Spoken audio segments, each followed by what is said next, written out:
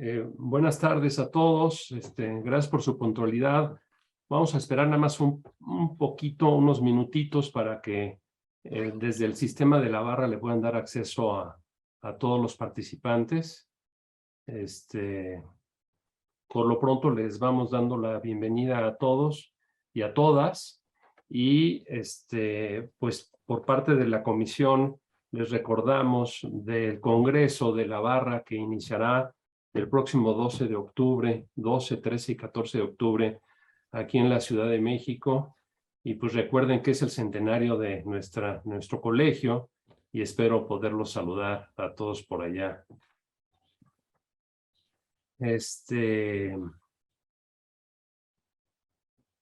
Ahorita se han estado comentando, todavía están conectando personas.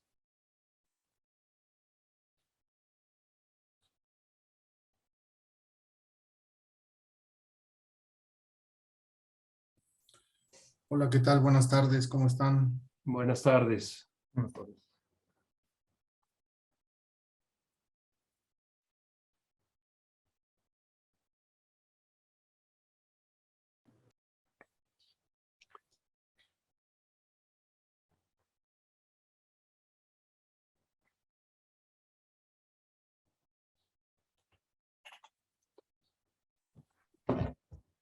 Bueno, pues por respeto a la puntualidad de las personas que ya están aquí y agradeciendo obviamente a nuestro invitado del día de hoy, al licenciado Alfonso Herrera García, vamos a dar inicio a la sesión de la Comisión de la Ciudad de México relacionada con un tema fundamental consistente en el derecho constitucional y la familia.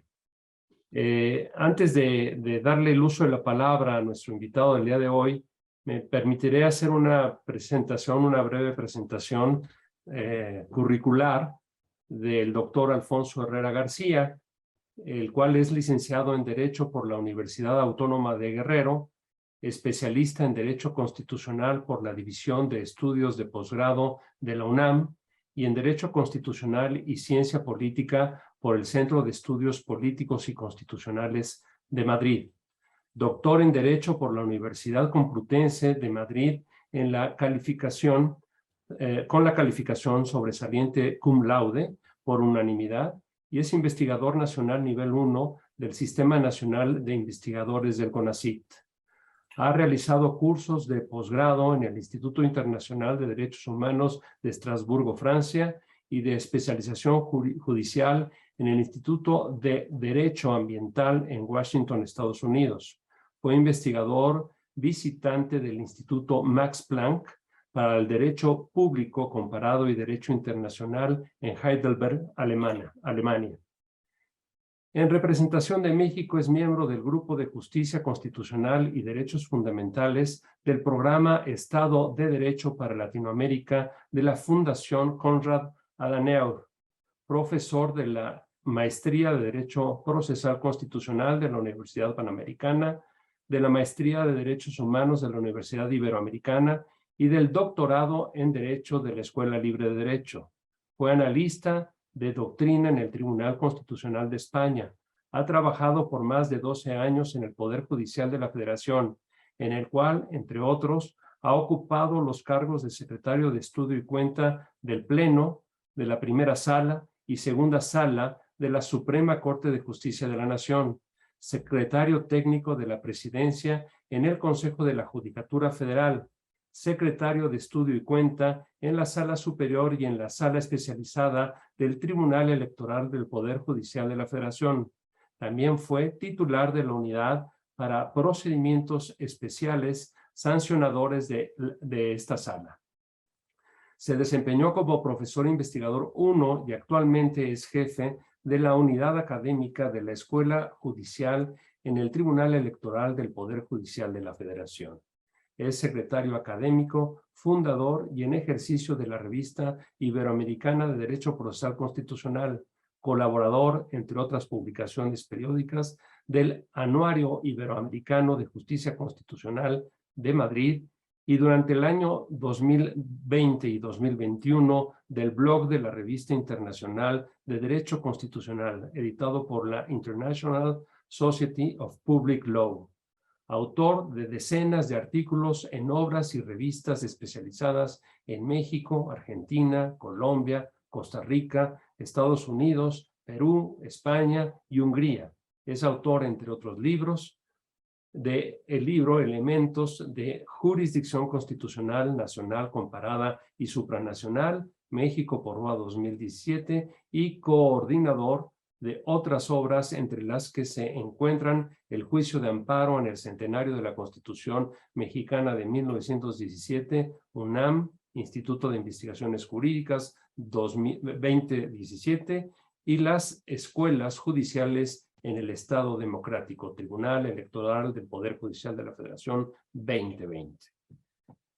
Bueno, como pueden observar, pues estamos de plácemes el día de hoy con Alfonso como nuestro invitado para el mes de octubre. Y Alfonso, sin más preámbulo, te cedemos el uso de la palabra para el tema del día de hoy. Muchas gracias. No, al contrario, muchas gracias, Jorge, por tu generosa invitación, por el espacio. Comentábamos hace un momento que para mí es un honor siempre compartir estos webinarios ahora, ¿no? Seminarios presenciales, y cuando se trata de la barra, cuando se trata del capítulo que tiene a bien coordinar Jorge de Ibarrola, pues siempre para mí es un honor y un gusto. Y bueno, con lo que quisiera comenzar es con la justificación de este tema, ¿no? Creo que podemos empezar ya a hacernos unas primeras preguntas del por qué, por ejemplo, un constitucionalista, cualquier constitucionalista puede estar interesado con temas de derecho de familia. Podríamos, por ejemplo, cuestionarnos acerca de esa frase y esa expresión popular de zapatero a sus zapatos, ¿no? Y también por qué un académico se preocuparía por temas judiciales en temas de derecho de familia. Y la respuesta precisamente se encuentra en la justificación de mi parte, es que es un tema que debe preocuparnos transversalmente a todos los que nos ocupamos medianamente de cuestiones de derecho en México, y fundamentalmente porque el derecho de la familia pues es un tema que va al corazón, como sabemos todos, de las relaciones jurídicas que son verdaderamente fundamentales e importantes en nuestra sociedad, no solamente considerada como una sociedad jurídica, sino una sociedad incluso en términos y en contextos, en términos políticos. Vamos a ver entonces por qué, a partir de mi exposición, voy a tratar de justificarme en mi inserción en este tema, ¿no? que deliberadamente denominamos, junto con Jorge, la transformación constitucional del derecho de familia. No es una casualidad que haya utilizado la expresión transformación. Es una expresión que, como sabemos, se viene utilizando en diferentes discursos, foros, sobre todo los políticos, y en donde aquí pretendemos dirigirlo y orientarlo a un punto específico de la materia jurídica, el derecho de familia. Es decir, la tesis que voy a utilizar aquí es que sí ha habido una verdadera, voy a utilizar ahora otra expresión, revolución jurisprudencial en las instituciones familiares. También nos va a recordar a un proceso que en la doctrina constitucionalista se ha denominado constitucionalización del ordenamiento jurídico. Sobre todo ha sido utilizado por, bueno, algunos autores italianos como Guastini, y en donde lo que se quiere significar es que la Constitución está siendo cada vez mucho más presente en la disciplina no solamente de la normatividad de todo el conjunto de materias y asignaturas que componen e integran el derecho, sino que además también se trata de impregnar a partir de lo que las decisiones fundamentales de la Constitución significan a nuestra vida cotidiana. Creo que ese proceso en México no ha sido del todo expuesto. Es decir, ¿por qué sería importante que la Constitución, que insisto, dentro de ella estaríamos nosotros de acuerdo en que se encuentran los consensos fundamentales conseguidos por un poder representativo en términos de una mayoría calificada, como lo es el poder reformador de la Constitución en México? ¿Por qué tendría que orientar nuestra vida cotidiana? ¿Por qué tendría que dirigir los caminos a través de los cuales jurídicamente nos conducimos como sociedad? Bueno, Eso desde la teoría de la Constitución se puede abundar muchísimo, ¿no? Pero de lo que se trata es de entender que la Constitución nos tiene que marcar las pautas.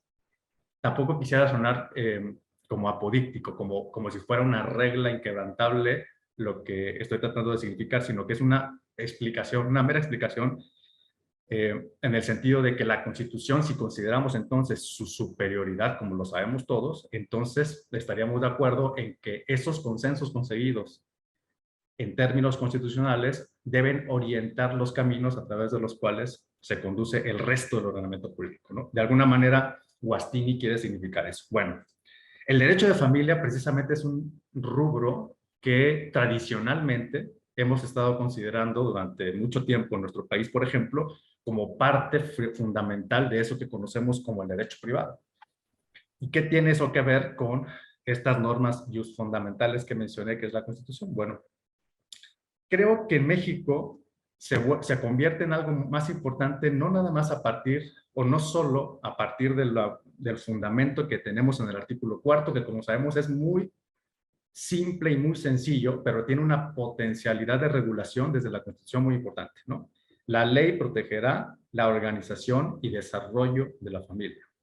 Claramente hay dos instituciones ahí que se nos vienen inmediatamente a los ojos. La reserva de ley, esto es, que lo que se quiere en la Constitución es que el legislador desarrolle lo concerniente a la Constitución y al desarrollo de la familia. Y está también la figura de la libre configuración legal. Y aquí hay una reflexión académica importante a la que no me voy a referir de manera amplia, pero lo que significa es que el legislador tiene entonces las competencias y la responsabilidad de regular los aspectos de la familia en los códigos civiles y en los códigos familiares donde existe. Pero eso no significa que el legislador sea completa, total y absolutamente libre de colocar la regulación que considere por conveniente. Aquí me parece una cuestión de constitucionalismo muy importante en la familia, ¿no?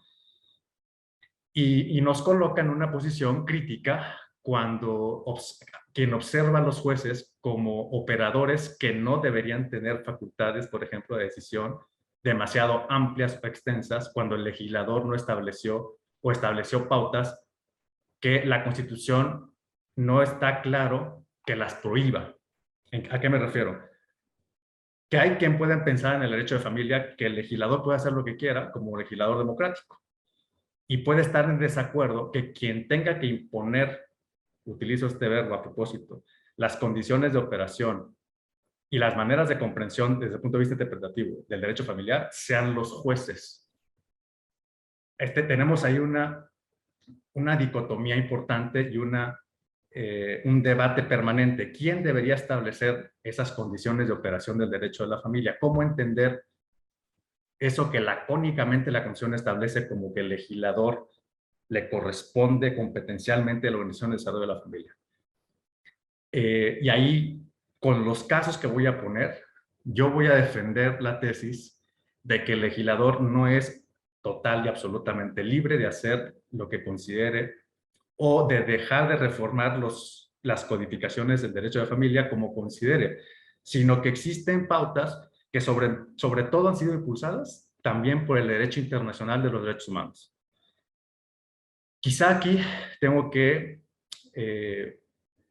apuntalar otra tesis, que es el derecho de la familia en México, sobre todo a partir de la jurisprudencia de la Suprema Corte, ha tenido en el derecho internacional un factor de explicación y desarrollo jurisprudencial fundamental e imprescindible, ¿no? Por lo tanto, si quienes nos dedicamos al derecho a la familia o quienes se dedican al derecho a la familia no son proclives a la comprensión y a la implementación del derecho directamente internacional a nuestro derecho interno, ya podemos encontrar ahí problemas para poder estar en la misma sintonía, digamos, ¿no? Y solamente voy a poner un ejemplo de cómo está regulado, ahí sí, de manera todavía más potente, en la Convención Americana sobre Derechos Humanos, este aspecto. El artículo 29, perdón, el artículo 17 de la Convención lleva por título Protección de la Familia. ¿Y qué significa, o qué es lo que quiere significar? Por supuesto, no me voy a introducir al tema de la naturaleza jurídica de la Convención Americana, que nos llevaría a un tema más complejo. Pero hay que decir que es el tratado internacional más importante al cual está adscrito nuestro país y que tiene normativamente la misma posición jerárquica, por lo tanto superior que la propia Constitución. Esto, claro, si solamente atendemos a la propia jurisprudencia de la Suprema Corte y que todavía no ha modificado, a pesar de que está sujeto a revisión en la contradicción de tesis 293 del 2011. Dice este artículo, solamente voy a leer el primer párrafo porque no se trata tampoco de analizar profundamente su literalidad. Dice, la familia es el elemento natural y fundamental de la sociedad y debe ser protegida por la sociedad y el Estado.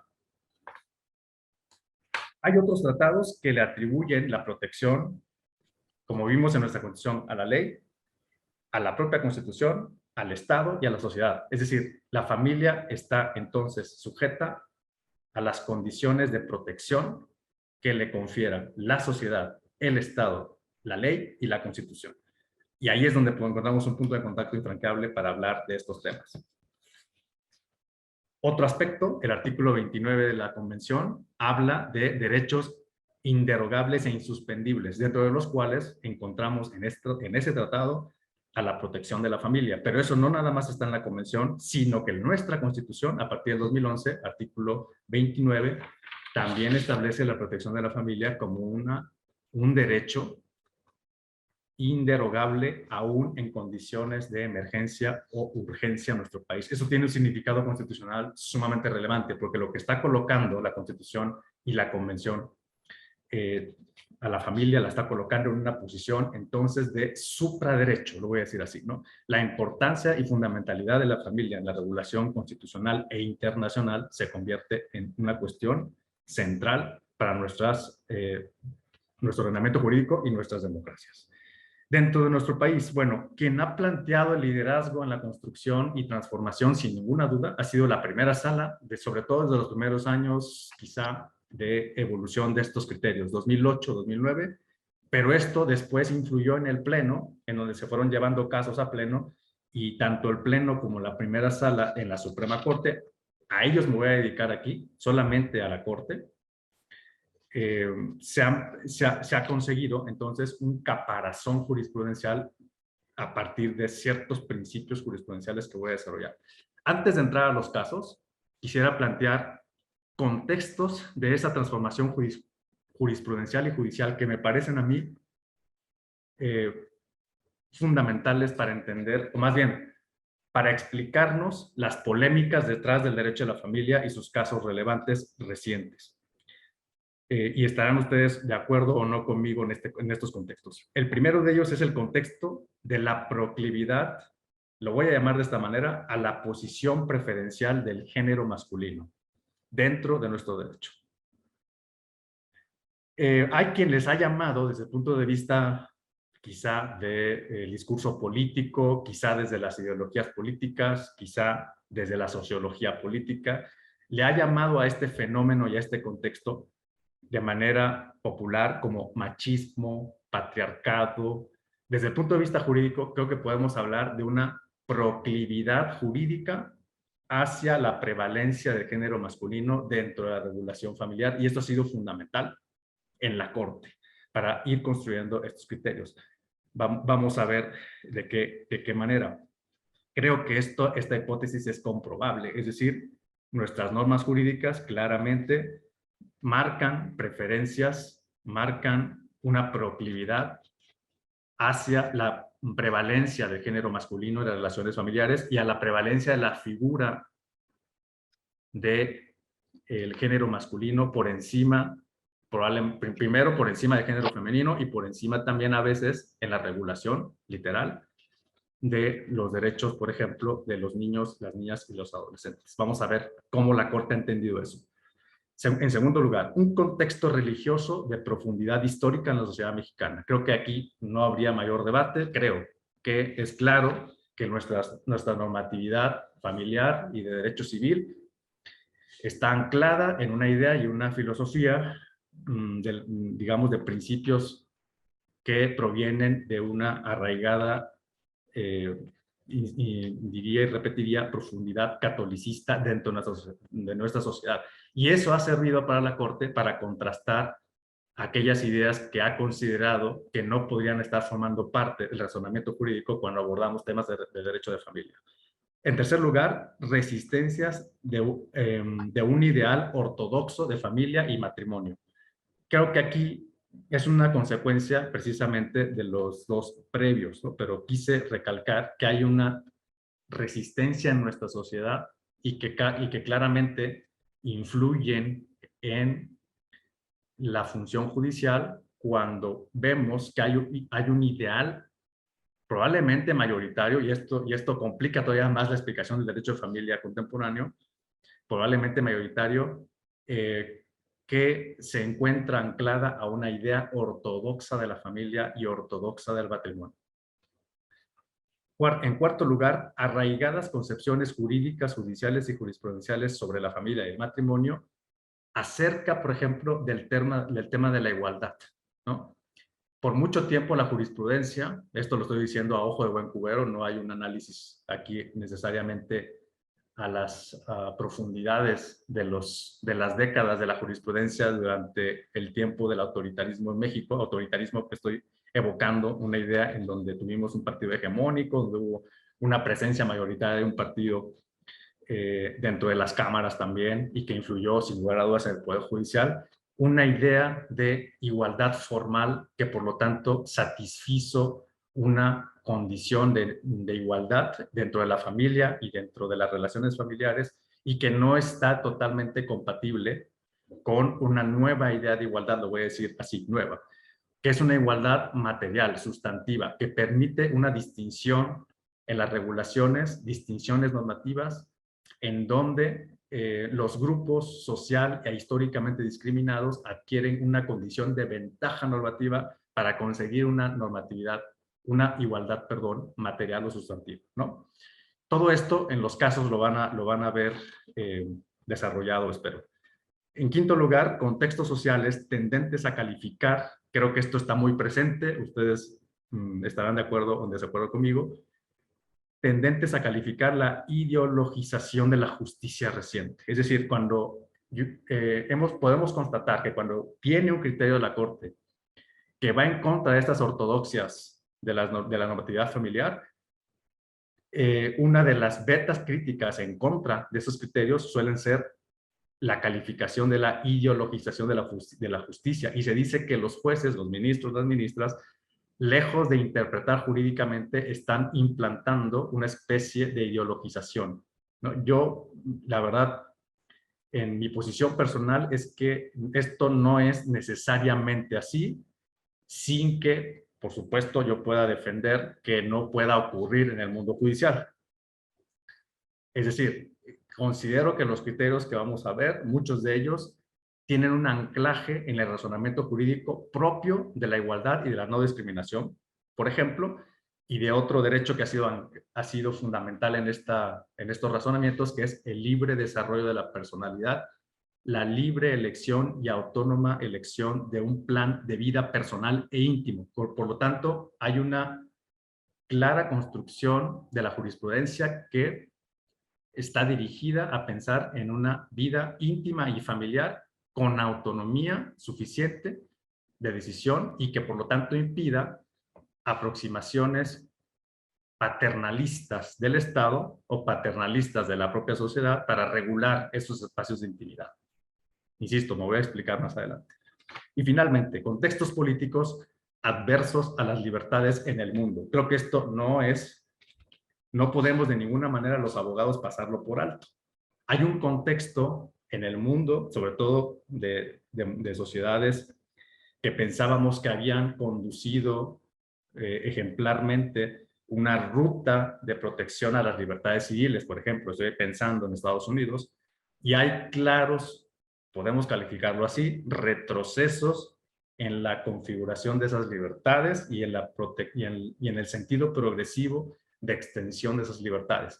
Estoy pensando claramente en un caso como Roe versus Wade en Estados Unidos, en donde una corte que creo que podemos calificarla sin ningún problema como conservadora, ha conseguido retrocesos en el paso que había seguido la Corte de Estados Unidos, sobre todo a partir de la jurisprudencia que se desarrolló después de la década de los 70. Bueno, este contexto no podemos dejarlo, insisto, de lado, porque es un tema que impacta en nuestro derecho también, ¿no? Y de hecho ayer mismo escuché que el ministro presidente, al inaugurar un acto, se aludió precisamente a este tema en un foro universitario, diciendo que no podemos pensar que en algún punto de la historia se ha conseguido un punto satisfactorio de protección de los derechos y que nunca jamás va a poder ser retrocedido. Bueno, eso no puede ser, porque las dinámicas políticas permiten la construcción de cortes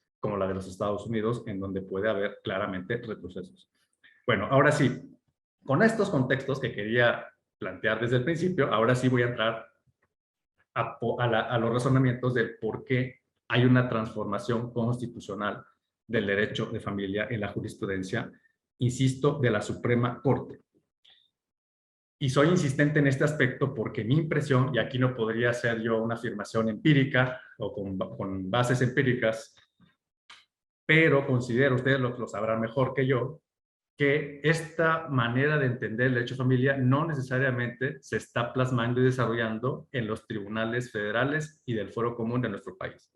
Es decir, claramente hay una suerte como de jurisprudencia pedagógica que no está alcanzando necesariamente una evolución cultural judicial en nuestro país todavía. Y tampoco podemos saber si va a alcanzarlo en algún momento. Y mucho menos podemos saber si esta cultura jurídica alcanzará también las maneras en las que en la práctica conducimos el litigio de la familia. Es una incógnita desde mi punto de vista, pero que la Corte ha desarrollado esa transformación, me parece que no hay duda. El primer caso, sin lugar a dudas, tiene que ser el del matrimonio igualitario. No hay, me parece, un caso más emblemático, a pesar de los muchos que hay en este tema, que el matrimonio igualitario que la Corte, fíjense, desarrolló en la acción de inconstitucionalidad de manera más clara en el Pleno, aunque también tenía presentes en sala, en la acción 2 del 2010, resuelta el 16 de agosto del 2010, es decir, ya hace un poquito más de una década, y que después el Pleno replicó con mayores argumentos y un perfeccionamiento de razonamiento jurídico, claramente me parece, en la acción 28 del 2015 y en el amparo en revisión, entre otros muchos, 706 del 2015. ¿Por qué pensar que el matrimonio tenía que ser puesto en la palestra de la revisión jurisprudencial cuando nos empezamos a preguntar si las parejas del mismo sexo tenían que tener acceso a una institución tan importante como el matrimonio? Se hicieron varios ensayos jurisprudenciales, ¿no? La última conclusión, y que es jurisprudencia, por lo tanto, obligatoria, es entender que el matrimonio entre personas de distinto sexo, al no dar cobijo a la posibilidad de que exista un matrimonio entre personas del mismo sexo, incurre en una condición discriminatoria por cuestión de preferencia, primero, personal, de contratación de la relación civil con otra persona del mismo sexo, y por otro lado, de una condición discriminatoria en torno también a la preferencia sexual de las personas. En segundo lugar, también se quebranta, dice la Corte, reiteradamente y consolidadamente en su jurisprudencia, que se va en contra de eso que conocemos como la libre elección y la autónoma elección en nuestro plan de vida íntima, familiar y matrimonial. Por otro lado, también la Corte ha hecho énfasis en que el matrimonio no puede perseguir aquello que la religión católica estableció de manera consolidada en la cultura social mexicana, y no solamente, ¿no? En las culturas jurídicas o en las culturas donde se tiene una presencia importante del catolicismo, como que el matrimonio tiene que tener la finalidad de procreación y perpetuación de la especie. Eso, dice la Corte, no puede ser considerado jurídicamente como un elemento para mantener una institución familiar en un sentido clásico u ortodoxo, sino entonces considerar que es inconstitucional la falta de acceso a estas personas a la institución matrimonial. Se ha dicho muchísimo, lo sé, al respecto, ha habido mucha crítica, ha habido debate, Se ha consolidado, sin embargo, la posición de la Suprema Corte. Hay que decir algo, porque mencioné el tema internacional. No existe a nivel internacional una consolidación de estas características jurídicas, al menos, por ejemplo, en la jurisprudencia de la Corte Interamericana, y eso no significa, ¿no? Esto lo podemos también explicar en términos de derecho interamericano. Eso no significa que la Suprema Corte de Justicia de México esté alcanzando un estándar diferenciador y por lo tanto que sea incompatible con una visión interamericana. Lo que ocurre es que el sistema interamericano no ha llegado a un punto jurisprudencial de evolución que le permita considerar que tiene que haber desde la convención un entendimiento de que existe un derecho al matrimonio igualitario. La verdad es que no existe en la convención ese derecho humano, ¿no? O ese supuesto derecho humano, pero no necesitamos que exista, esa es la tesis, no necesitamos que exista para que un determinado país, es un derecho interno, considere que la mejor protección del derecho a la igualdad y la no discriminación sea la que adoptó nuestro país. De hecho, la opinión consultiva de la Corte Interamericana relacionada con la identidad de género en el 2019 cita a la Suprema Corte de México ejemplarmente, digo como ejemplo, para sostener precisamente las condiciones de igualdad que desde la Convención se entienden que deben prevalecer en las relaciones humanas. De alguna manera, entonces, la Corte Interamericana, con sede en San José, se apoya en la Corte de México en esta parte para postular este tipo de ideas que van a tener una trascendencia, entonces, intercontinental, de acuerdo con las competencias de la Corte Interamericana. Después la Corte avanzó con la idea de un concubinato igualitario. Esto es, no nada más pensar en que se aplica al matrimonio, sino también aquellas relaciones de hecho en donde se pretende precisamente que tengan acceso a una figura de pareja de hecho, personas igualmente del mismo sexo. Aquí, bueno, tenemos un montón de casos. Quiero citar solamente algunos del 2016. El amparo en revisión 1127, 1266 del 2015 y el amparo en revisión 207 y 582 del 2016. Los razonamientos de base son, yo diría, iguales a los que se sostienen en el tema del matrimonio igualitario. Por lo tanto, no hay una verdadera, digamos, un sentido distintivo, al menos en el razonamiento y los derechos involucrados, cuando abordamos el tema del concubinato igualitario. Lo cierto es que atienden o tratan de atender el tema de la no discriminación. La otra figura, la siguiente figura que implica esta transformación es el divorcio sin causa. Sin lugar a dudas, el amparo en revisión en donde se consolidó, hay dos amparos en revisión en ese sentido, el 1638 de 2015 y el 5339 igualmente del 2015. Aquí lo que se fundamenta por la jurisprudencia de la Corte principalmente es que el ordenamiento jurídico no puede imponer a una persona que no quiere seguir la relación matrimonial o incluso que tampoco quiere mantenerse en una condición de una relación de hecho, aunque aquí estamos hablando específicamente de matrimonio, entonces es darle por parte de la legislación la necesaria una obligación de mantener una relación en la que ya no quiere seguir mantenerse en esa relación matrimonial. Por lo tanto, lo que quiere la Corte, bueno, lo que fundamenta la Corte es que no es posible mantener la visión de que es desde el derecho y desde el Estado donde se deben imponer las condiciones de unión matrimonial sin que una de las partes entonces muestre un consentimiento, ¿no? La figura del consentimiento aquí se convierte entonces centralmente en el corazón y el núcleo de eso que es el libre desarrollo de la libertad de las personas. La elección de su plan de vida se traduce entonces en que si una persona no quiere mantenerse en esa relación, no tiene que haber ni actualizarse una causa específica, sino que basta su opinión, vamos a decirlo así, para sustraerse de esa relación matrimonial.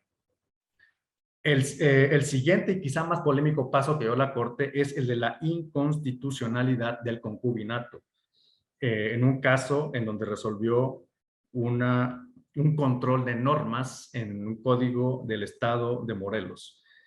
¿Por qué es polémico? Porque, bueno, como muchos de estos temas, ¿no? Esto es en el amparo directo en revisión 3727 del 2018. Porque la situación de hecho condujo a un razonamiento jurídico que le permitió establecer a la Corte que la norma no puede dejar de prever que una persona puede mantener simultáneamente un matrimonio y una relación de hecho, como sucede en nuestras condiciones sociales cotidianamente en nuestro país. En este caso, la mujer estaba demandando a la persona, a su pareja, que mantenía una relación matrimonial. Cuando se concluye entonces la relación de hecho, la mujer, la persona de género femenino, demanda alimentos. Esto se llega hasta la primera sala y la primera sala observa el concepto de concubinato que está establecido en el Estado de Morelos, que es un concepto que se replica en nuestras codificaciones y en donde se dice que para poder actualizarse la figura de concubino o concubinario y digamos las relaciones de concubinato, debe considerarse que la persona esté precisamente libre de matrimonio. Es una de las condiciones y uno de los elementos, como sabemos, de la figura del concubinato.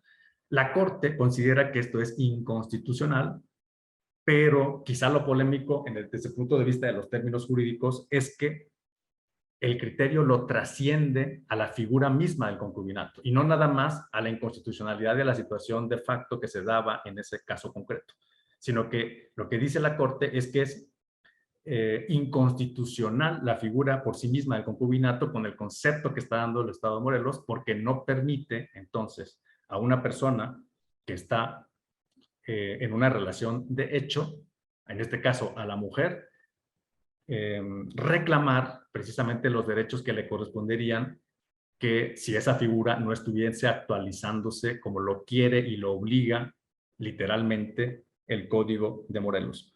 Por lo tanto, al quedar desprotegido ese derecho y al dejar de considerar la realidad social mexicana, dice la Corte, desprotegiéndose a una de las partes en este caso, entonces se declara la inconstitucionalidad de la norma que establece ese concepto y por lo tanto se coloca un precedente que es entonces replicable o susceptible de replicarse en otros códigos de nuestro país. Aquí probablemente podemos entrar al análisis de lo que se llama la interpretación conforme en la jurisprudencia del derecho de familia, que ha sido un tema en donde la Corte ha tenido vaivenes en distintos momentos históricos, ¿no? Podríamos pensar en que la Suprema Corte, al aproximarse a este tipo de figuras, que en efecto si las leemos literalmente y les aplicamos una interpretación, por lo tanto, literal,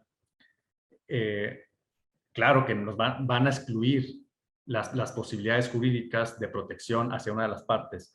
Sin embargo, es posible considerar que la Corte imprima una interpretación conforme de la norma para no declararlo inconstitucional en ese caso y por lo tanto generar un precedente que pueda ser potencialmente y con todos los efectos que tiene replicado hacia otros casos. Esa pregunta la Corte ha considerado responderla en muchos casos en el sentido de que no es posible realizar una interpretación conforme de la figura si la interpretación conforme implica hacerle decir a la norma lo que en realidad no dice. Si eso sucede como consecuencia de la interpretación, la Corte dice, dejo de lado la interpretación conforme, porque lo que me interesa, lo voy a decir así, lo que me interesa es que esa figura deje de aplicarse, deje de ser considerada como una norma legítima y válida. Porque si yo la dejo como está y digo que es interpretable de conformidad, ¿no? Por ejemplo, en este caso que acabo de poner el concubinato, decir que, sin embargo, en este caso, lo justo es que la mujer reciba, primero, se le analicen los conceptos que el concepto de agravio puede estar planteando de conformidad en relación con el derecho a los alimentos y por lo tanto no declarar la inconstitucionalidad de la norma, sino declarar la interpretación posible que el juez familiar haga de la norma, ¿no? La Corte ha elegido establecer un criterio que de tajo arranque el problema o el vicio de inconstitucionalidad, lo voy a decir así, ¿no? para de alguna manera ser más contundente. También puede ser un ejercicio de estrategia de política judicial, ¿no? Ser más contundente en el mensaje jurisprudencial de que ese tipo, esa tipificación, si se me permite traer el término penal al derecho de familia, es contrario a un sentido de el derecho de las personas, entonces, en este caso, a los alimentos y a otro tipo de derechos que se desprenden precisamente y beneficios de una situación como esta. Lo mismo sucedió con el matrimonio. En un primer momento histórico, la Corte dijo, podemos interpretar de conformidad. Pero después, utilizando el concepto y la cláusula denominada de bueno, le llama la Corte, yo he estado siempre en duda con el manejo de esa figura, pero la Corte lo utiliza así ya de manera general y de manera sistemática, el concepto de categoría sospechosa, ¿no? Y que en realidad es una cláusula especial de no discriminación, que se puede leer de manera literal en el artículo 1, párrafo 5 de la Constitución. Si alguna de estas categorías o cláusulas de discriminación especial está prohibida por la Constitución, lo procedente, ha dicho la Corte, no es conceder la interpretación conforme. Es decirle al legislador que es intocable la cláusula especial de no discriminación. Como el tema aquí es un tema precisamente de distinción por preferencia sexual, que es una cláusula especial de no discriminación, entonces yo no le voy a permitir al legislador sostener cualquier forma de institución que nos coloque en una situación de riesgo frente a esa cláusula de no discriminación. Y lo que debo hacer, esto ya es jurisprudencia de la Corte, cuando tengo una categoría sospechosa o cláusula de no discriminación especial, debo declarar la inconstitucionalidad. Incluso se ha llegado a hablar, y esto a los constitucionalistas también nos puede sonar debatible y discutible, de una presunción de inconstitucionalidad, con lo cual establecemos una excepción a otro principio del control judicial de las normas que nosotros hemos conocido como presunción, es totalmente opuesto, presunción de constitucionalidad de la ley, y que viene del principio democrático del legislador como un órgano representativo. Es decir, ya nos coloca en una posición de un debate de teoría política, ¿no? El legislador debemos presumirlo como jueces constitucional, no quiere violar la Constitución. Por eso debo hacer todos los esfuerzos posibles para encontrar una interpretación conforme.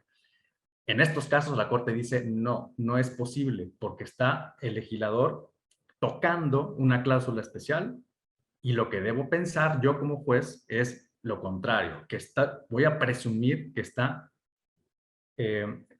incurriendo en una inconstitucionalidad. Esto, por lo tanto, ya es polémico, pero la Corte lo elaboró a partir de la idea de tratar de asegurar y de establecer garantías de protección y de tutela especial a estas cláusulas especiales de no discriminación. ¿A qué nos estamos refiriendo con esas cláusulas especiales? Bueno, ustedes lo conocen, por supuesto, mejor, pero a temas que tienen que ver con el estado civil, con la discapacidad, con la edad, con la nacionalidad, con la preferencia sexual precisamente, etcétera. Todas aquellas que están establecidas en el artículo 1, párrafo 5 y que han jugado un papel fundamental en el derecho de familia. Sigo con los casos muy rápido. Derechos de los niños e interés superior de la niñez. Se ha tocado este tema, por ejemplo, para establecer la inconstitucionalidad del orden preferencial de los apellidos en este tema relacionado con, por supuesto, colocar en primer lugar el apellido paterno y en segundo lugar el materno, petrificándolo así regulativamente en la norma. La Corte dice, es inconstitucional en el amparo en revisión 208 del 2016. Igualmente, viene a confrontarse con el libre desarrollo de la personalidad, no solamente de los padres, sino también del propio niño, en términos de su interés superior, ¿no? Pero también violenta la personalidad jurídica, ¿no? Igualmente, este caso tampoco tiene un precedente internacional, sino que la Corte avanza en el sentido de que se trata a través de la jurisprudencia de ir rompiendo los esquemas. Vean por qué puse el contexto inicial cuando lo comenté al principio de mi exposición, digamos, resquebrajando ese contexto patriarcal de la normativa familiar, ¿no? En ese sentido, la autonomía familiar, que también es predicable de la familia, la autonomía, no nada más del individuo, debe permitir la libre elección del orden de los apellidos. La adopción, otro tema polémico, la Corte desde el 2010 ha establecido que el interés superior es prevaleciente en los razonamientos jurídicos que llevan a considerar la concesión o no de una adopción y no solamente anclarlo en la categoría sospechosa de la preferencia sexual o en la categoría sospechosa de la libre elección de las maneras en las que alguien se une en matrimonio. Dice la Corte, o en concubinato, en una relación de hecho. No es posible considerar que a partir solamente de la preferencia sexual o de la manera en la que yo me pretendo relacionar con una persona, a partir de esa condición fáctica, yo excluya la adopción. No existe, dice por parte de la Corte, una relación lógica entre la preferencia de la persona, es decir, en este caso el cónyuge, o quien se relaciona en una condición de hecho con otra persona, como por ejemplo en las sociedades de convivencia, ¿no? que es una de las figuras que analizó la Corte en el estado de Yucatán, no debería ser el elemento fundamental para considerar dar o no en adopción a un menor de edad, ¿no? Porque se quebranta entonces, dice la Corte, y aquí siguió, por cierto, aquí sí jurisprudencia interamericana, que es el caso precisamente de Atavia Murillo contra Chile, aunque la Corte no hace especial énfasis en lo que la Corte Interamericana sí dijo en Atavia Murillo, no en Atavia Murillo, en Atala Rifo contra Chile, y que es que no existe, según la Corte Interamericana, manera empírica de comprobar que existe un daño o un riesgo en el crecimiento y en el desarrollo de un menor de edad, de un niño, de una niña o de un adolescente, por el mero hecho de pertenecer a una familia que esté anclada en la idea de un matrimonio igualitario o una pareja de hecho en términos igualitarios. Como esto no es así, entonces un razonamiento jurídico que parte de la idea de que ese es el elemento a considerar para negar la adopción es un argumento discriminatorio. Es un argumento que rompe con la admisión de la igualdad. Porque incurre en el estigma y en el estereotipo que socialmente incluso, y quiero decirles además, en Chile de manera mayoritaria había un sentimiento social, porque hubo estadísticas al respecto, en contra de admitir este tipo de adopciones. Y aún así, la Corte Interamericana consideró que la manera democrática de resolver el caso no era siguiendo la estela o la ruta y el camino de la opinión popular, sino aquella que respetara el derecho individual, en el sentido de la conversión, ¿no? Esto también es muy polémico, ¿eh? Es decir, esto que estoy diciendo no es compartido, por supuesto, por los juristas que han estudiado, analizado este tema y especialistas en el tema. Por ejemplo, voy a citar a Roberto Gargarella. Él ha estado en desacuerdo con considerar que la Corte Interamericana no atienda aspectos de opinión pública o aspectos de pensamiento mayoritario dentro de la sociedad de un determinado estado para considerar si la Corte debe abstenerse de resolver, una Corte internacional, o debe entrarle a un fondo y resolver en contra de la opinión popular. Con lo cual, vean ustedes que se vuelve todavía más grande la polémica en torno a estos temas, ¿no? Telegráficamente digo otros casos, la filiación, por ejemplo, en contextos de parejas homoparentales, la Corte también ha hecho alusión a este tema, incluso y habiéndose involucrado en casos como estos, un fenómeno como la maternidad subrogada en el caso del amparo en revisión 553 del 2018. La prohibición del matrimonio infantil, de manera incluso, me parece aquí, si no recuerdo mal, unánime por el Pleno en la acción inconstitucionalidad 22 del 2016, es decir, la derogación de dispensas para, por lo tanto, para dejar de mantener la idea de la existencia de un matrimonio infantil, la Corte dijo es constitucional que el legislador desaparezca las dispensas y por lo tanto permita o autorice una relación matrimonial entre dos menores de edad. Y se trata por parte de la Corte de proteger el interés superior en el sentido de que no podemos dejar de considerar que un menor de edad no puede ser entonces, no podría tener legítimamente acceso, como lo tenemos cualquiera de los mayores de edad, a una institución como el matrimonio y por lo tanto marcar la ruta de su vida íntima, familiar en el futuro.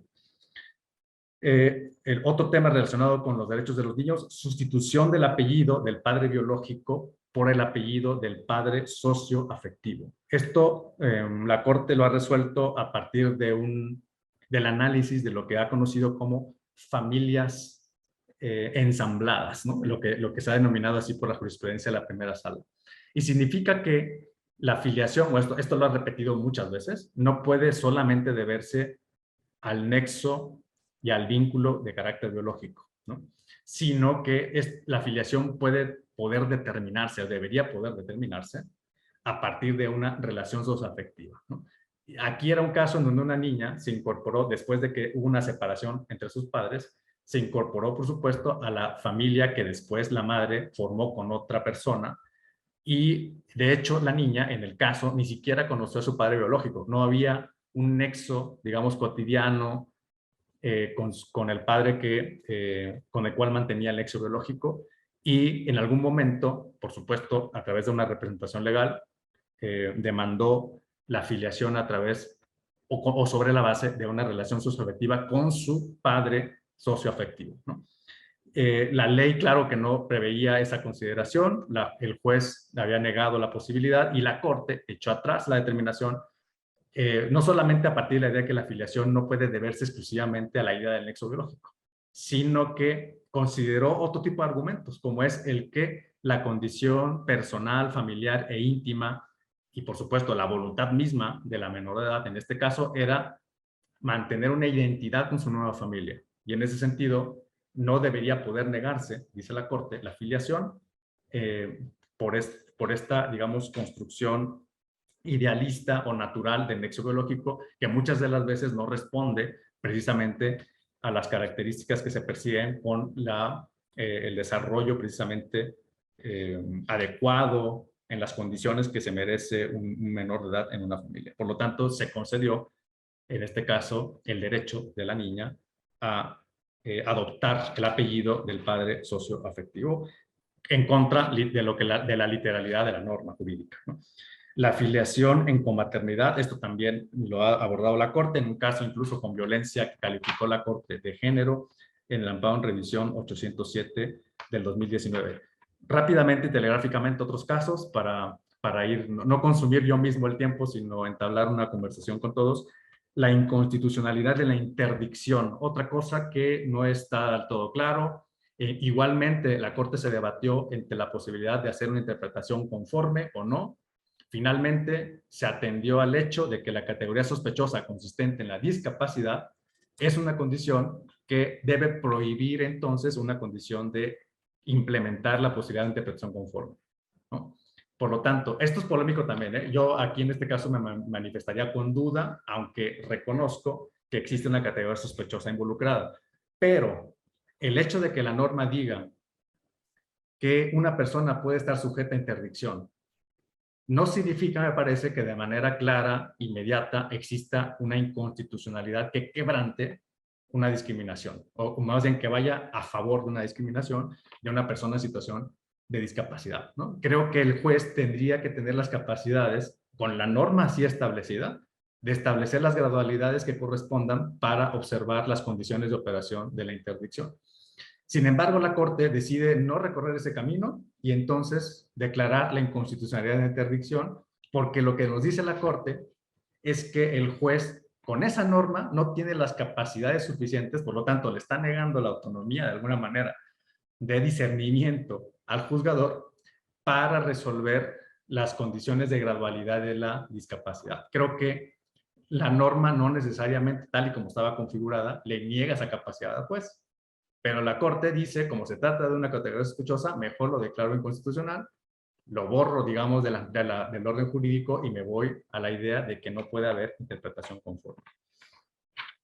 Por supuesto, hay otros casos, bueno, prefiero platicarlos si gustan en preguntas o en conversación con ustedes, pero está el de los derechos derivados de la separación conyugal, cuando se trata de un caso de doble jornada de mujeres trabajadoras, en donde se da centralmente una figura de compensación, habiendo un régimen de separación de bienes, habiéndose solicitado una compensación y habiéndose acreditado, dice la Corte, una doble jornada que la Corte elabora en la jurisprudencia, que pesa sobre las mujeres trabajadoras que mantuvieron la relación matrimonial, debe considerarse entonces la posibilidad y el derecho de esas mujeres a reclamar el 50% de los bienes construidos en la relación, insisto, aunque hubiese habido un régimen de separación de bienes en el amparo en revisión 4883 del 2007, igualmente con las mujeres trabajadoras en concubinato, o igualmente traslada la cuestión del matrimonio aplicable a la doble jornada ahora al concubinato. Igualdad de género en la disolución de las relaciones matrimoniales. Y aquí, bueno, la Corte resolvió también la inconstitucionalidad de la guardia y custodia provisional de los menores de edad, de 12 años, que de manera automática e inmediata la norma civil, la norma familiar le daba a la mujer, ¿no? Lo que se decía, lo que se dijo fue que otra vez un estereotipo de género que está construido normativamente impide que el juzgador pueda considerar que no tiene que ser la mujer necesariamente, sino que tiene que haber un análisis precisamente de las posiciones de las partes y considerar, sin una petrificación del género, a quién le debe corresponder la guardia y custodia provisional de los menores de 12 años, ¿no? Claro que esto es trasladable, me parece, a cualquier otro tipo de fenómeno de guardia y custodia, si la norma no permite el análisis del género y solamente de manera literal dice que debe ser la mujer la que debe encargarse de la guardia y custodia. Igualmente, con la administración de bienes en la sociedad conyugal se decía, si no existe una declaratoria o un consenso al respecto, o una determinación, entonces quien se encargará de la administración tiene que ser el varón. Bueno, eso dice la Corte es inconstitucional porque otra vez no permite, precisamente, primero, está anclada en una cuestión de estereotipos y por otra parte no permite esa valoración de posiciones entre las partes.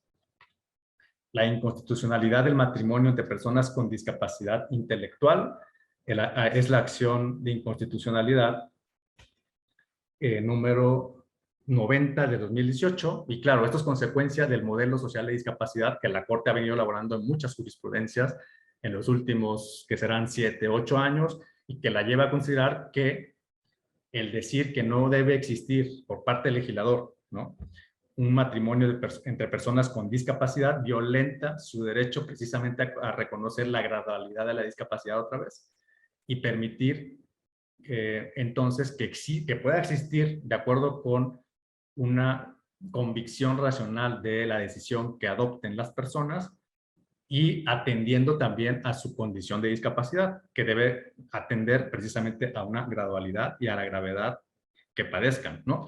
Claro, aquí otra vez se puede presentar el tema relacionado con que la ley no distingue la discapacidad, qué tipo de discapacidad permite la inhibición del derecho a incursionar en la relación matrimonial. No lo dice la ley, ¿no?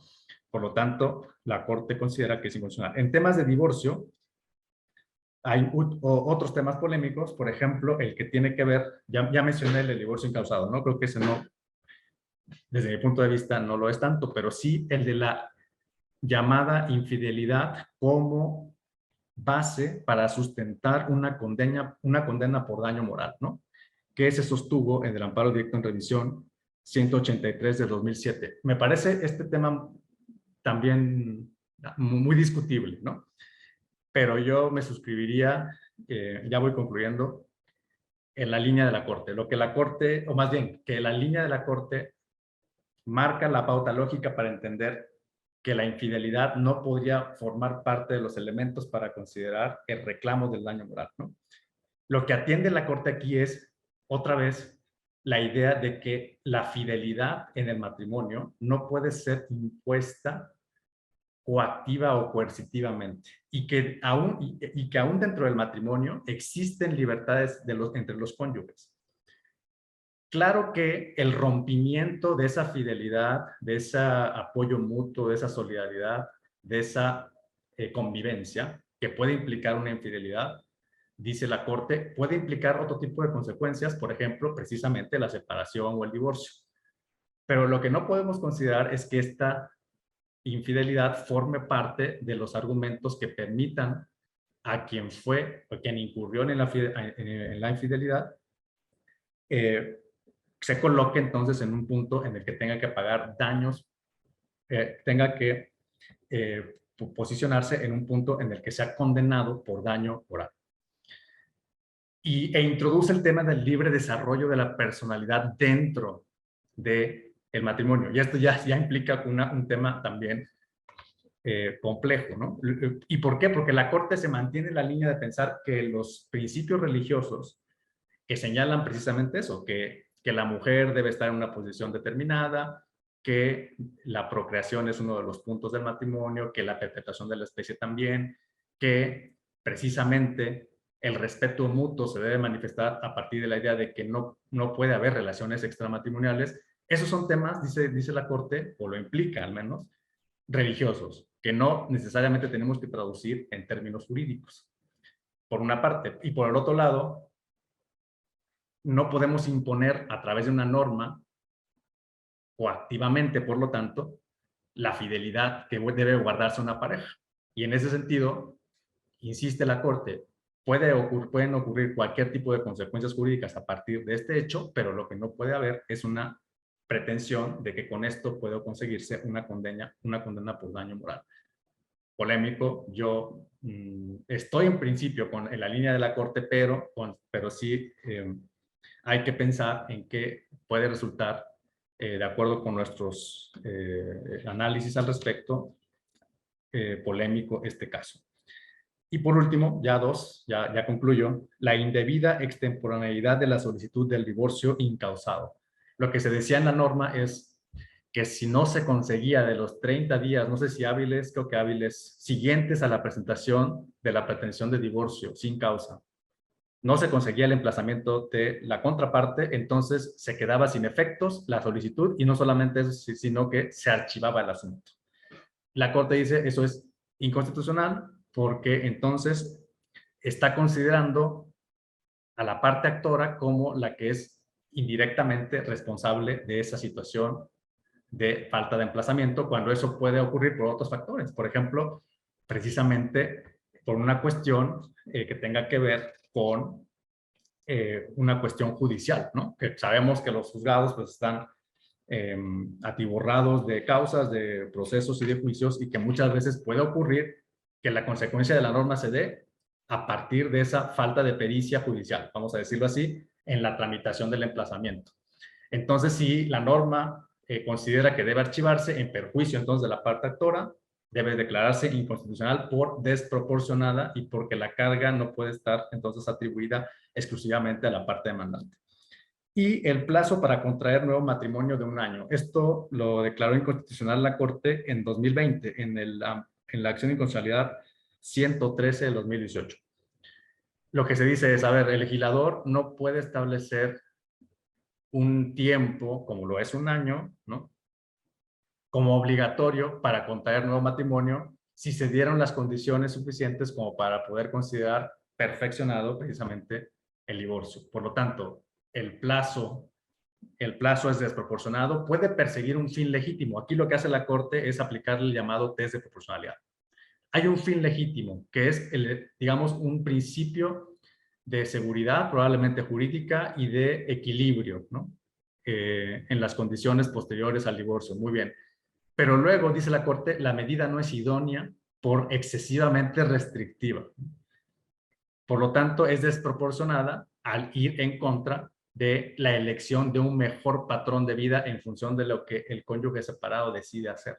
Y que es, por lo tanto, por ejemplo, querer casarse antes de 1 año. Por lo tanto, la Corte no interpreta conforme, no integra normas, declara la inconstitucionalidad y genera el precedente. Bueno, estos son solamente algunos casos que para mí claramente están apuntalando una idea de transformación a partir de ideas constitucionalistas, internacionalistas de derechos, y a partir y probablemente de nuevas maneras de aproximarse valorativamente a muchas de las cuestiones que por mucho tiempo han regido nuestro derecho a la familia en México y que nos deben pues colocar en un punto académico de abogados, por supuesto, de la comunidad de los abogados, a la reflexión, al análisis, a la crítica, ¿no? Porque la Corte, pues, como sabemos, y la falibilidad también puede ser atribuible a la propia Corte, a cualquier tribunal, y esto permite una reflexión que nos conduzca desde la academia, como lo es mi caso, desde la judicatura, desde la comunidad de abogados, pensar que estos criterios pues, deben estar sujetos a revisión,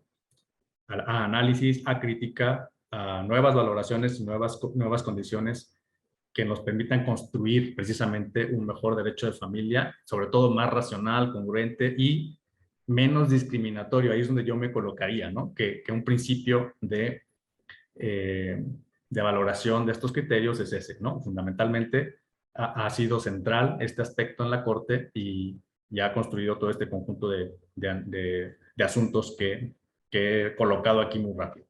Pues yo quedo entonces a sus órdenes, a su disposición y muchas gracias por su atención.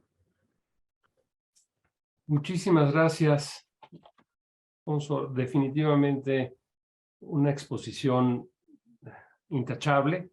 La verdad es que nos has compartido pues esta transformación constitucional en materia de familia que todos estamos viviendo socialmente en estos momentos, pero con una forma muy puntual y muy concreta y subrayando sobre todo los derechos de las personas involucradas, que es lo más importante en estas cosas.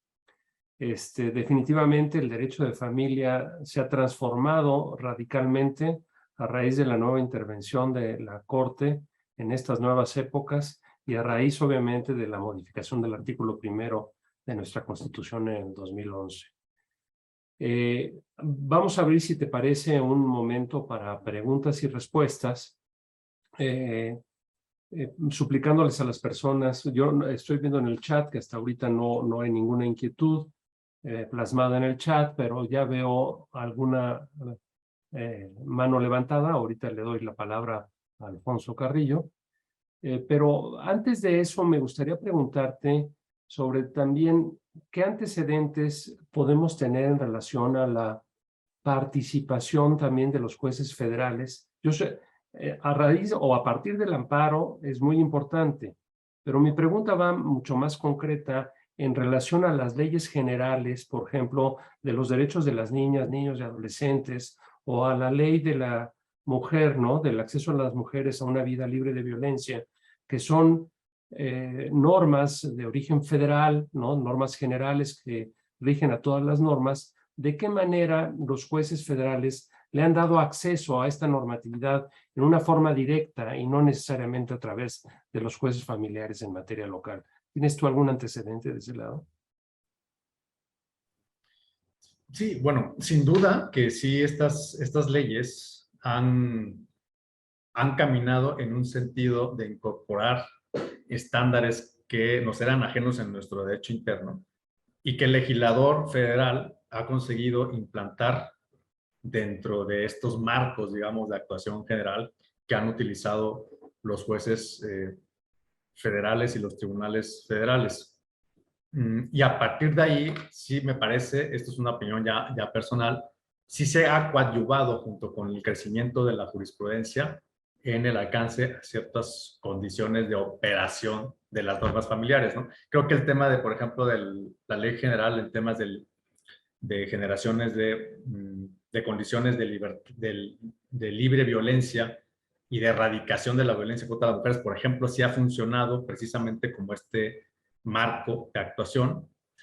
Y lo que no estaría yo tan seguro, Jorge, ya es las maneras en las que esto se ha transmitido hacia el foro común, ¿no? Yo consideraría que la aplicabilidad del derecho federal no es la regla en el foro común y que más bien, bueno, esto además lo estoy diciendo, insisto, sin un análisis serio que implicaría afirmar esto, es una mera intuición, lo voy a decir así, pero creo que más bien los jueces del foro común, por lo que he llegado a observar, se han dejado influir, han dejado sentir el derecho vigente a partir de la jurisprudencia antes que de las leyes generales, que sin embargo han sido recogidos, ¿sí?, en criterios que la propia Corte ha tenido que elaborar en estos casos. Por lo tanto, en conclusión, yo diría que las leyes que han provenido del legislador federal en estas materias sí han tenido un rol, ¿no?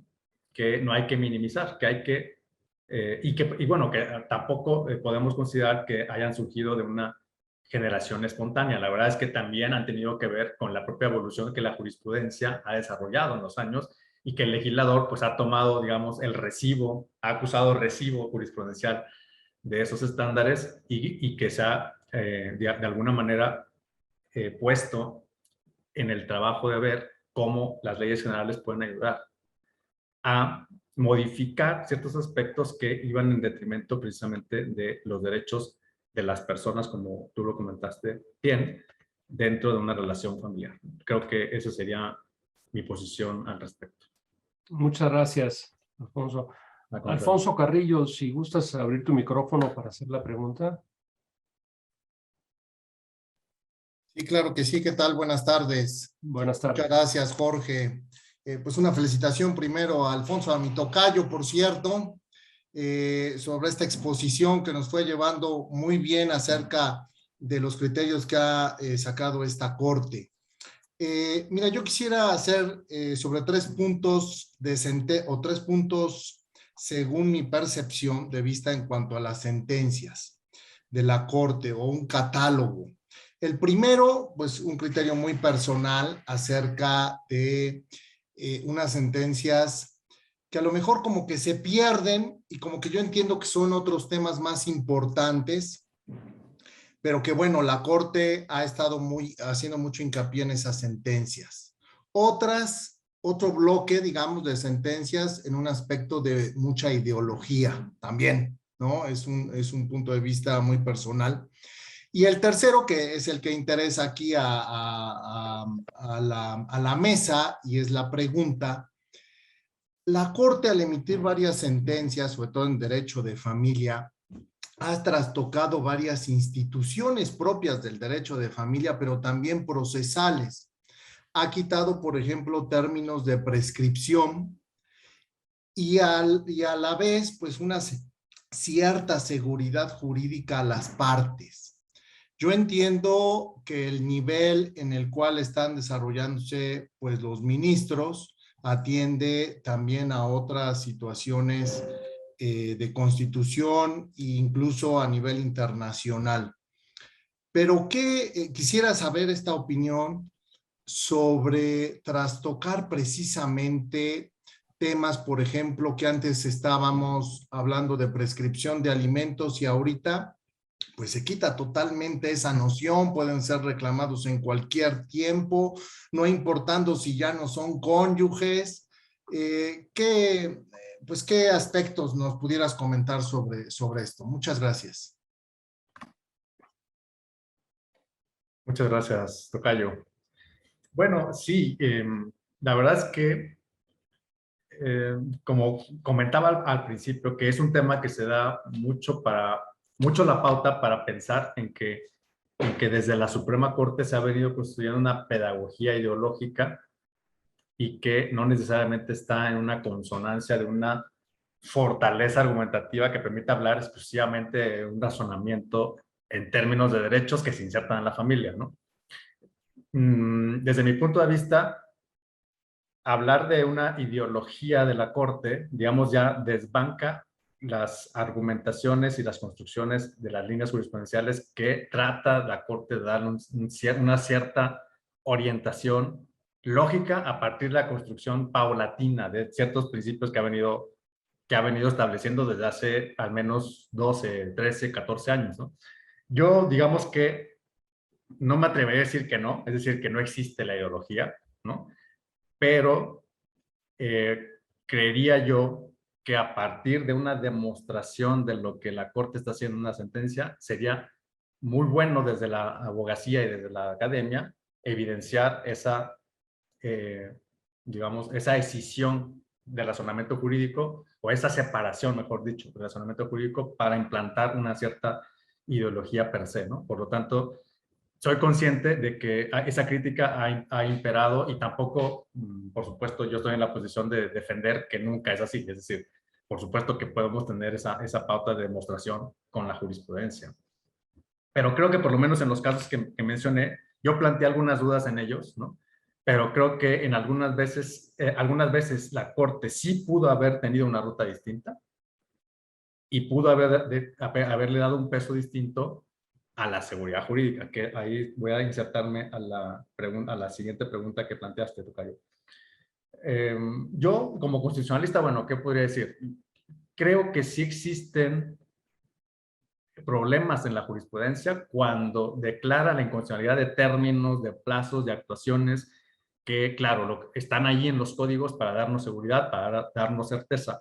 Pero también hay casos o hay veces en las que sí estoy de acuerdo, digamos, otra vez casuísticamente, en que esos términos y plazos no son infranqueables. Esto es, que lo que nos dice el legislador de la familia, el legislador de nuestras relaciones civiles, no por decir que el plazo debe ser de 15 días o el plazo debe ser de un año o que entonces nunca, o que el plazo debe ser de 3 años, ya debemos siempre considerar que eso es conforme a una visión, ¿no?, de los derechos que deben estarse involucrando cuando analizamos el fenómeno de la familia, ¿no? Habrá ocasiones en las que esos plazos, esos términos, el precio que hay que pagar para que no dejen de bloquear la satisfacción de un derecho tengan que ser su declaración de inconstitucionalidad. Es un pago alto, ¿no? Es un pago que tenemos de un costo que tenemos que enfrentar alto en términos jurídicos, porque entonces lo que nos está haciendo es, sí, quitarnos un sentido de seguridad, pero ¿en nombre de qué? ¿No? Yo creo que eso es lo que la jurisprudencia es en donde debemos reclamarle y exigirle pues una fundamentación sólida. En muchos de los casos, por ejemplo, en el ejemplo que puse yo aquí de un año obligatorio para poder casarse, ¿no? O para poder acudir a un nuevo matrimonio. ¿Eso es exagerado, es excesivo, es desproporcionado? Pues si la Corte no me da razones y me dice, yo creo que no, porque no, o porque yo creo que esto es injusto, por ejemplo,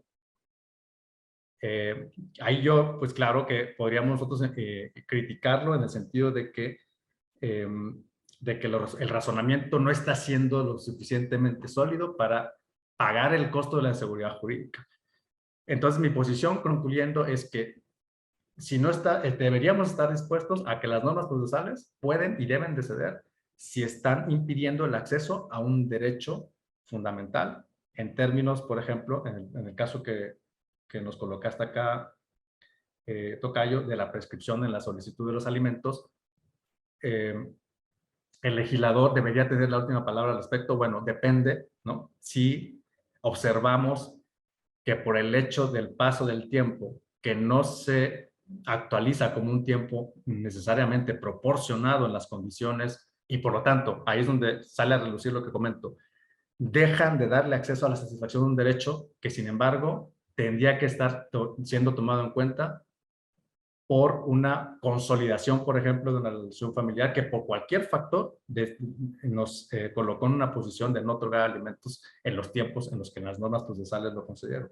Creo que los jueces, entonces, al menos en mi visión, creo que el debate estaría en si el legislador debería estar petrificando una regla o darle a los jueces la posibilidad, como creo que la Corte lo ha venido tratando de construir, darle al juzgador la posibilidad de racionalmente considerar que los plazos, los tiempos, los términos, ¿no?, están sujetos a la satisfacción de un derecho sustantivo que no podría entonces desbancarse simplemente porque el plazo está ahí y el plazo es infranqueable, ¿no?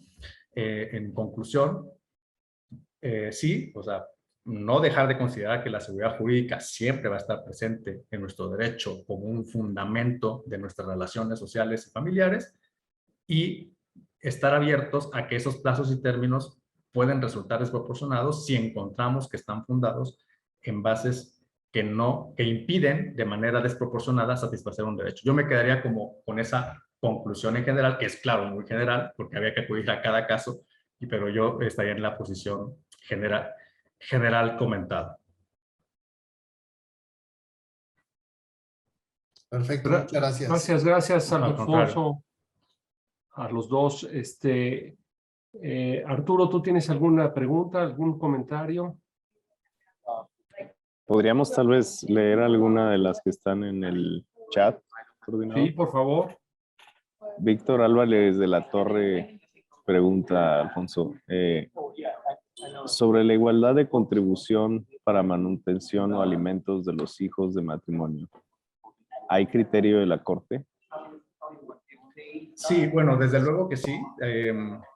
Claro, yo no los traje acá, bueno, imaginen ustedes la cantidad de jurisprudencia que tiene la primera sala, pero la verdad es que son criterios genéricos en el sentido, bueno, genéricos, son criterios que han emanado de la jurisprudencia de la primera sala sobre todo, pero en donde claramente el tema relacionado con la manutención o los alimentos de los hijos, y no solamente en matrimonio, sino en otras situaciones familiares, se colocan, digamos, me parece a mí, de acuerdo con lo que hemos visto en la jurisprudencia, en el centro de esa ecuación al interés superior de la niñez y a los derechos precisamente de los niños al desarrollo y al progreso de su vida familiar y a su crecimiento, digamos, en situaciones óptimas dentro de una relación familiar. Digamos que en términos generales la Corte creo que no varía ese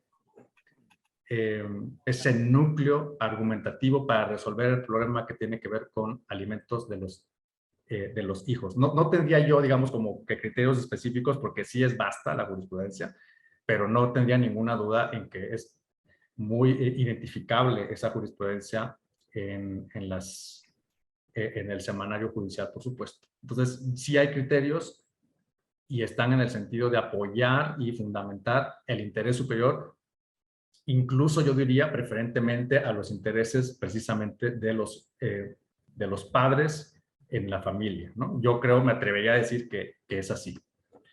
Por acá, pero, me decían, nos preguntan el número de la acción de la interdicción. Creo que lo tenía aquí, de una vez es el amparo en revisión 1368 del 2015. Para aprovechar y contestar esa pregunta. Gracias. Y también gracias a la pregunta a Víctor Álvarez de la Torre, que es maestro de la Libre de Derecho, le agradezco mucho su presencia aquí, igual que a la consejera Claudia Aguilar Barroso, que nos acompaña también, consejera de la Barra y maestra también de la escuela. Y creo que hay otra pregunta por ahí de mi alumno Francisco Villagrán, que va más un poco en relación a también el trabajo de doble jornada de los padres y si en consecuencia ya estaríamos en igualdad de circunstancias en una separación. Voy a aprovechar esa pregunta porque es, digamos, es la respuesta que podemos encontrar puede ser otra vez polémica. El criterio está construido en el sentido de orientar la decisión a favor de una mujer que de manera general, estadísticamente, socialmente sabemos, y eso la Corte lo toma en cuenta, ese contexto social, son quienes se dedican mayoritariamente a los cuidados de la familia, del hogar y de los niños, ¿no? En ese sentido, plantearlo en términos de que también el hombre debe mantener una condición similar cuando se habla de una doble jornada, yo diría no es aplicable el criterio en los términos en los que la Corte lo elaboró en nuestros precedentes.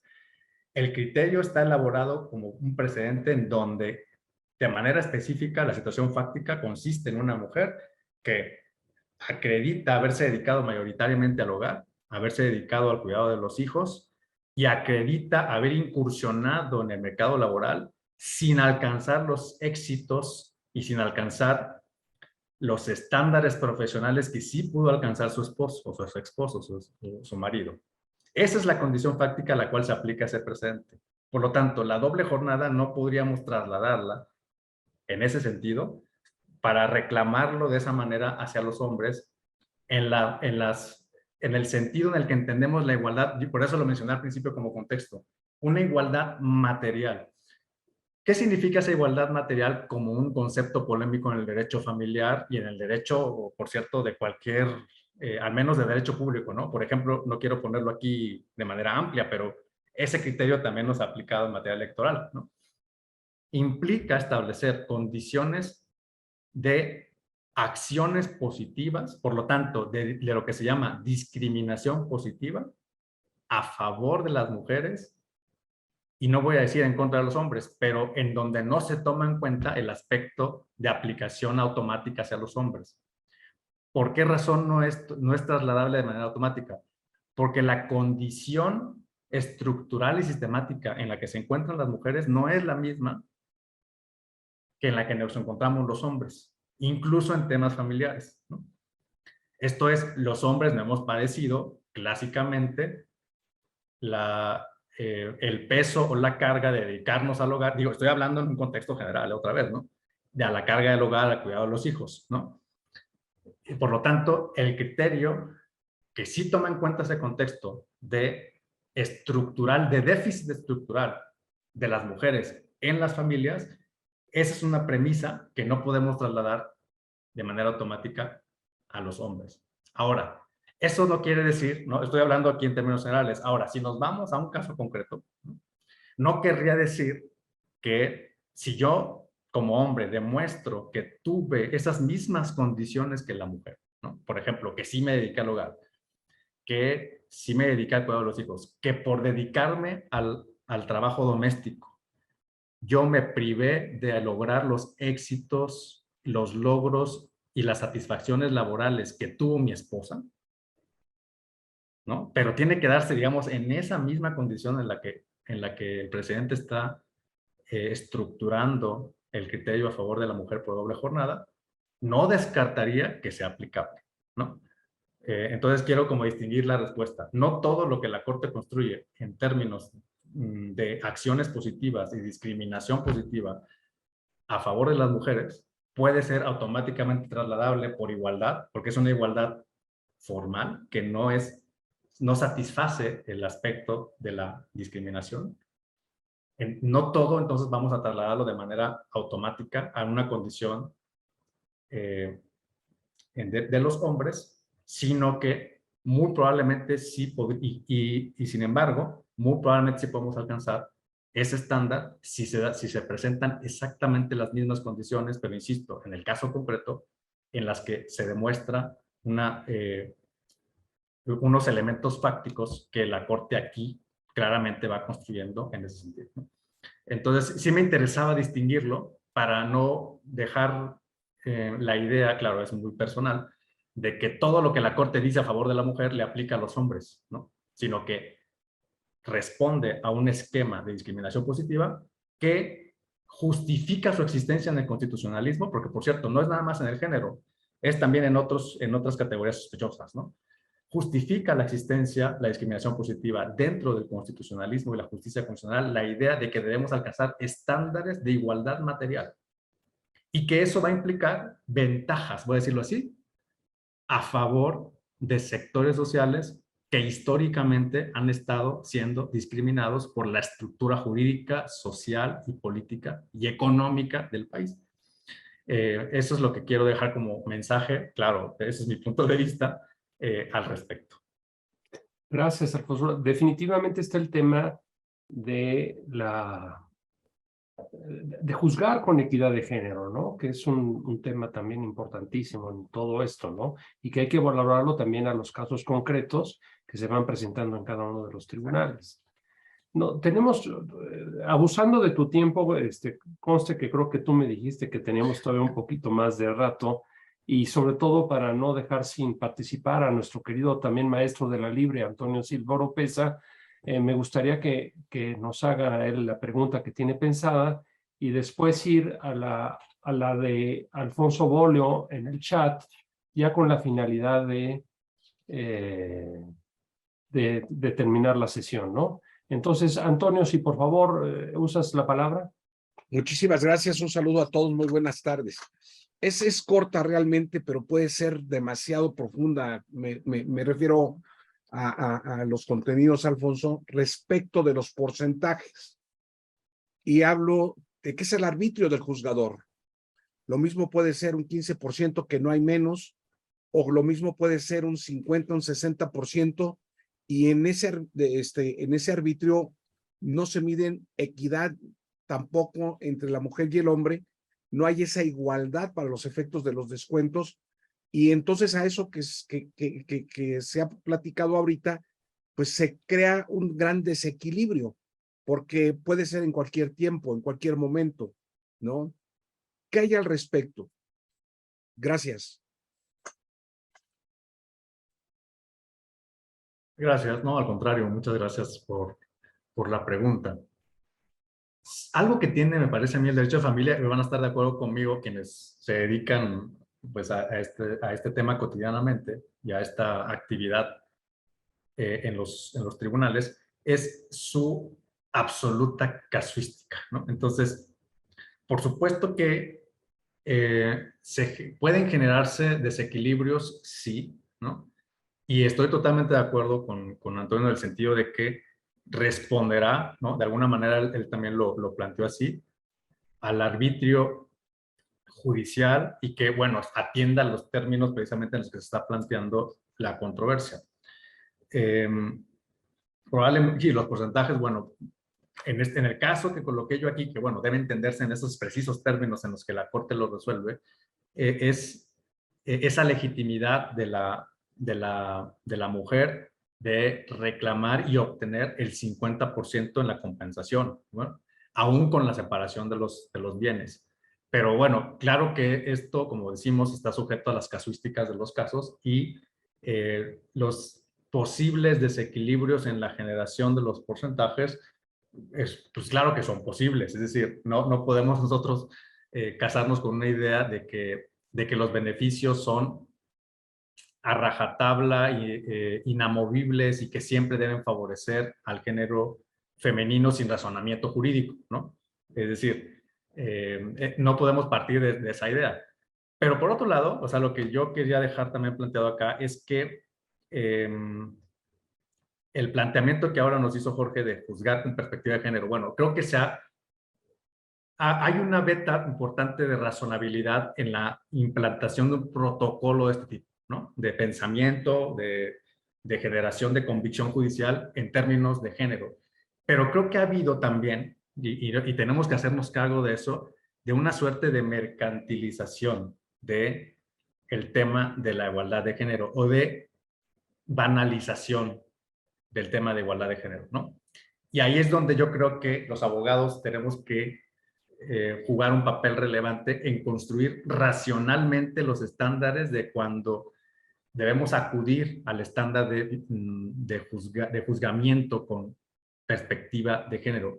Juzgar con perspectiva de género no implica automáticamente el beneficio inquebrantable automático al género femenino, ¿no? Lo que implica es razonar en términos de no invisibilizar los estereotipos, los estigmas existentes, que creo que ahí no podemos tener ninguna duda de que existen en la justicia, para hacer posible tomar en cuenta esos elementos y entonces considerar que no puede haber una absoluta, digamos, un absoluto formalismo en el sentido de decir que la perspectiva de género no tenga lugar en nuestros juicios, ¿no?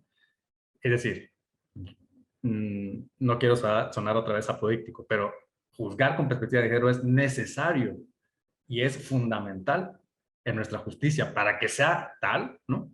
Si queremos que la justicia, en términos, en este caso, de derecho de familia, responda exactamente a esos francos desequilibrios que desde la legislación están implantados. Creo que eso es un mensaje que quería yo transmitir también con esta exposición.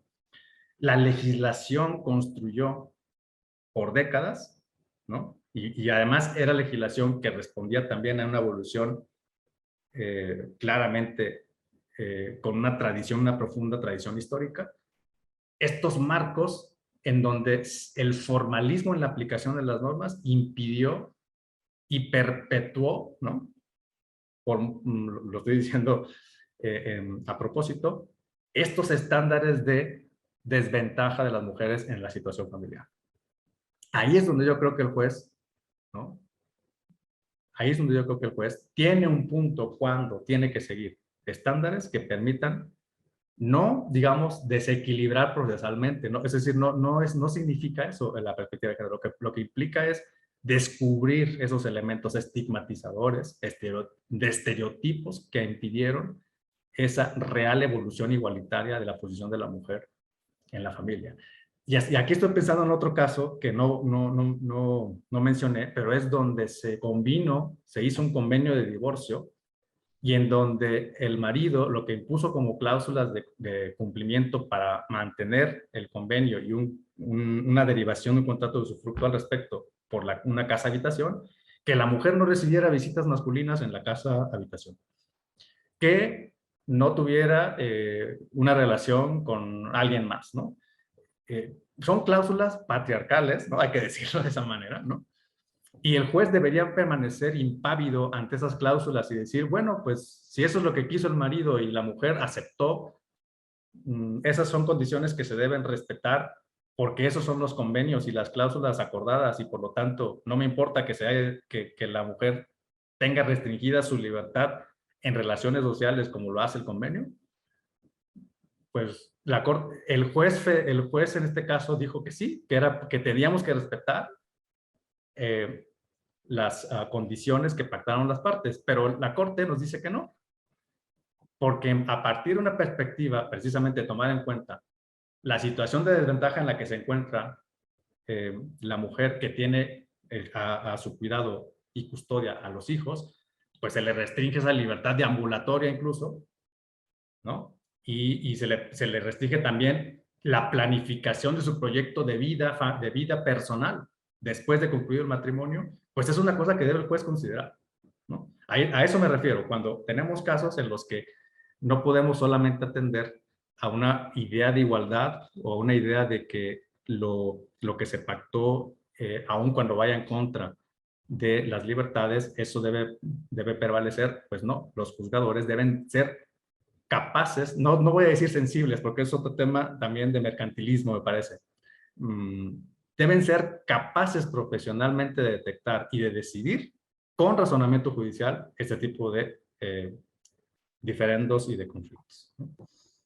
Gracias. Definitivamente, Alfonso. O sea, como bien nos dice Claudia Aguilar Barroso, pues es indispensable alcanzar estándares de igualdad sustancial, ¿no? Y esa es una realidad. Y por otro lado, también, aún teniendo presente la juzgar con perspectiva de género, pues somos abogados, ¿no? Y no escapamos a fundar y motivar correctamente nuestras resoluciones, aunque estemos implementando esos protocolos, por supuesto. Arturo, ¿nos ayudas con la pregunta de Bolio para ir cerrando como lo habíamos prometido? Sí, claro, maestro. Alfonso, mira, pregunta Alfonso Bolio Barajas. Digo, buscando resumir un poquito la pregunta, vamos a la pregunta en concreto. Dice, ¿crees que eventualmente se necesitaría también unificar los códigos civiles de todos los estados? Esto a la luz de lo que se ha dado en el Congreso en torno al Código Nacional de Procedimientos Civiles y Familiares, y pone dos ejemplos respecto de los cuales sería problemático esto, dada la heterogeneidad de todas las entidades federativas. El primer ejemplo que pone es en materia de reproducción asistida y el segundo ejemplo precisamente en materia de compensación. Entonces, pues esa es la duda, Alfonso, para tu criterio. Muchas gracias, Arturo. Es una gran pregunta, la verdad, nos coloca en una posición de un debate profundísimo y que los constitucionalistas nos hemos debatido muchísimo sobre eso y que tenemos que llegar a una conclusión si no queremos seguir con las mismas condiciones que tenemos, ¿no?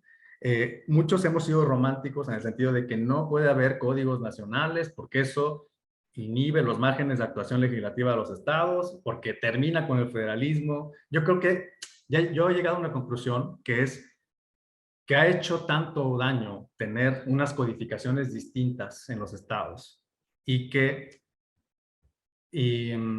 no han permitido que es, primero, claro, una unificación en el derecho mexicano, pero que han permitido también estas distintas maneras de observación y de aplicación de nuestros derechos civiles y familiares, sí nos han colocado en una posición precisamente, como se mencionaba hace un rato, de incertidumbres, de inseguridades, si bien no tan gravosas de estado a estado, pero sí han permitido, sobre todo en materia penal, ¿no? Lo permitieron, sustraerse a ciertas condiciones de operación del derecho y que es momento de decir que nuestras codificaciones estatales no nos han llevado por rutas adecuadas en la impartición de justicia cotidiana.